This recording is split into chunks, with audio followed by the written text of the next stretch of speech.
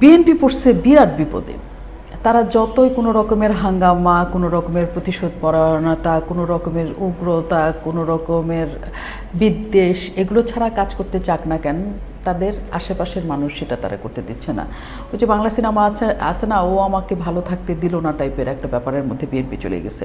ধরেন বিএনপি কোনোভাবেই চায় না যে রাষ্ট্রপতির বিরুদ্ধে কোনো মামলা হোক, এবং তারা বারবার বলছে যে রাষ্ট্রপতি সংবিধান দ্বারা সুরক্ষিত, কিন্তু এর মধ্যে অনেকে মামলা করার জন্য মনে করেন কিলবিল কিলবিল করতেছে, এবং এর মধ্যে অনেকে মামলা দায়েরের জন্য অভিযোগ দায়ের করেছে ট্রাইব্যুনাল থেকে শুরু করে, যেহেতু ফৌজদারি মামলা রাষ্ট্রপতির বিরুদ্ধে চলে না।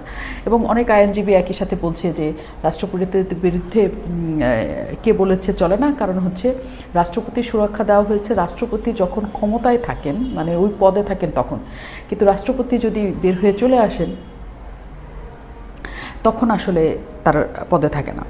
তো এই আলোচনাতে যাওয়ার আগে আমি বলি যে একই দিনে আসলে দুইটা অভিযোগ দায়ের করা হয়েছে ট্রাইব্যুনালে। এক হচ্ছে ২৮ জন নায়ক নায়িকার বিরুদ্ধে অভিযোগ দায়ের করা হয়েছে এতদিন পরে এসে, যে তারা হচ্ছে ফ্যাসিবাদকে উস্কানি দিচ্ছে এবং সহায়তা করছে, এই অভিযোগে তাদের উপর আনা হয়েছে। এবং এখানে রিয়াজ, ফেরদৌস, মাহিয়া মাহি, শাওন, অরুণা বিশ্বাস, মানে কিছু ফেস একেবারেই কমন আছে। তবে এখানে হিরো আলম এসে যুক্ত হয়েছে সেই জায়গাটাতে, যদিও হিরো আলম ওই সময় ব্যাপক মাইরের উপরে ছিল, আওয়ামী লীগ আমলের ব্যাপক মাইরের উপরে ছিল।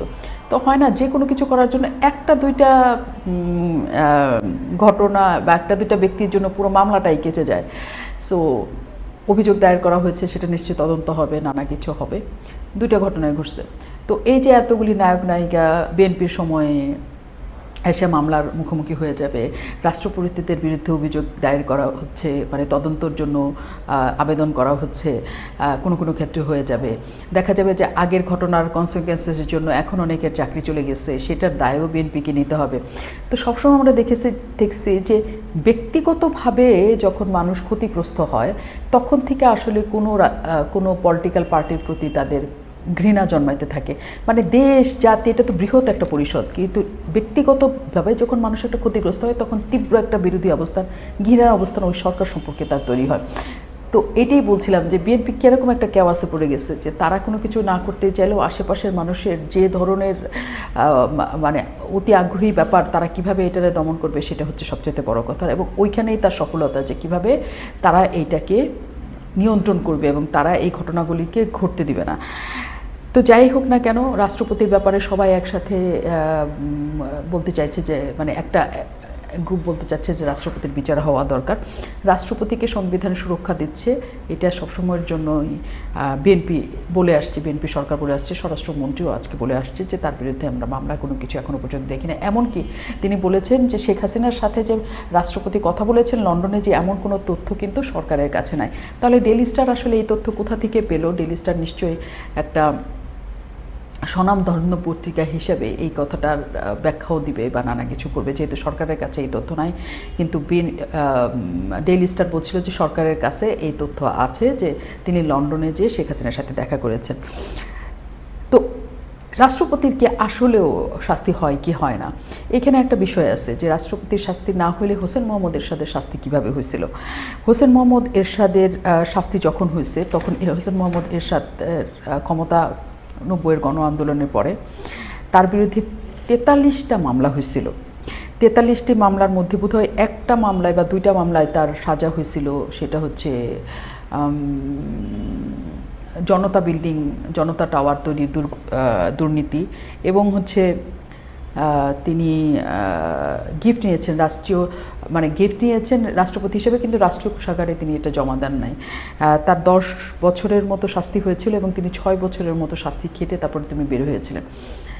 যদিও ২০১০ সালে এই এরশাদের এই পুরো ক্ষমতাটাকে অবৈধ ঘোষণা করে হাইকোর্ট, কিন্তু তার আগেই তার এসব শাস্তি হয়ে গেছে। যদিও অবৈধ ঘোষণা আগে করতো তাহলে বোঝা যেত যে শাস্তির মুখোমুখি এই কারণে হয়েছে।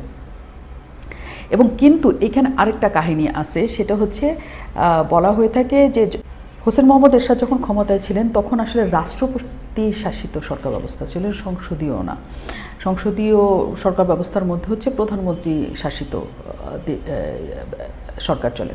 তো প্রধানমন্ত্রী শাসিত যখন সরকার চলে তখন সেই রাষ্ট্রপতি আসলে সকল কর্মকাণ্ডের দায় নিতে হয় কি কিনা সেটা একটা বড় ধরনের প্রশ্নের জায়গা রয়ে যায়। কারণ রাষ্ট্রপতি শাসিত সরকারের মধ্যে রাষ্ট্রপতি সকল সিদ্ধান্ত নেওয়ার ক্ষেত্রে প্রায়র জায়গায় থাকে, কিন্তু প্রধানমন্ত্রী শাসিত সরকারের মধ্যে রাষ্ট্রপতি প্রায়র জায়গায় থাকে না। যে কোনো ঘটনায় প্রধানমন্ত্রী নিতে পারেন সেখানে সিদ্ধান্ত, সেখানে রাষ্ট্রপতির কিছু আসলে সেখানে করণীয় থাকে না। কাজেই প্রধানমন্ত্রী থাকা অবস্থাতে প্রধানমন্ত্রী শাসিত সরকার মানে সংসদীয় গণতন্ত্র থাকার সময় আসলে রাষ্ট্রপতি কোনো দায়ী করা যায় কিনা সেটা নিয়ে একটা বড় প্রশ্নের জায়গা এখনও আছে। তো সকল প্রশ্নের উত্তর আসলে শেষ পর্যন্ত সরকারের পক্ষ থেকে দিতে পারে যে হ্যাঁ এটাকে আমরা কিভাবে আমরা মেনে নিচ্ছি।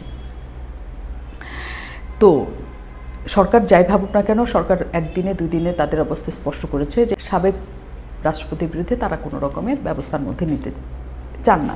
কিন্তু যে ধরনের চাপ এনসিপি, জামাতে ইসলাম এবং আজকে আজাদ পার্টি সেখানে অভিযোগ দায়ের করেছে, এই চাপগুলি সরকার কতখানি ভালোভাবে হ্যান্ডেল করবে সেটা হচ্ছে সরকারের উপর নির্ভর করে। কারণ রাষ্ট্রপতির বিরুদ্ধে মামলা, তাকে গ্রেফতার বা তার বিচার, এটা আসলে এই দেশে হওয়াটা খুবই আশ্চর্যজনক, কারণ এ পর্যন্ত সেটা হয় নাই। খন্দকার মোস্তফার বিরুদ্ধেও মামলা হয়েছিল কিন্তু তিনি সেটা ভোগ করেন নাই, এবং হোসেন মোহাম্মদ এরশাদ শুধুমাত্র রাষ্ট্রপতি হিসেবে সেটা ভোগ করেছেন। তো এই যখন অবস্থা তখন আমার আসলেও মনে হচ্ছিল যে বিএনপি কি একটা প্যারার মধ্যে পড়ছে, যে সবাইকে নিয়ে দেশ চালাবো, কোনো রকমের প্রতিহিংসার মধ্যে আমরা থাকবো না, কিন্তু সেই নীতিতে যখন তারা চলতে চায় তখন সকল প্রতিহিংসা পরায়ণ মানুষ একসাথে প্রতিহিংসার জন্য ঝাঁপায় পড়ছে।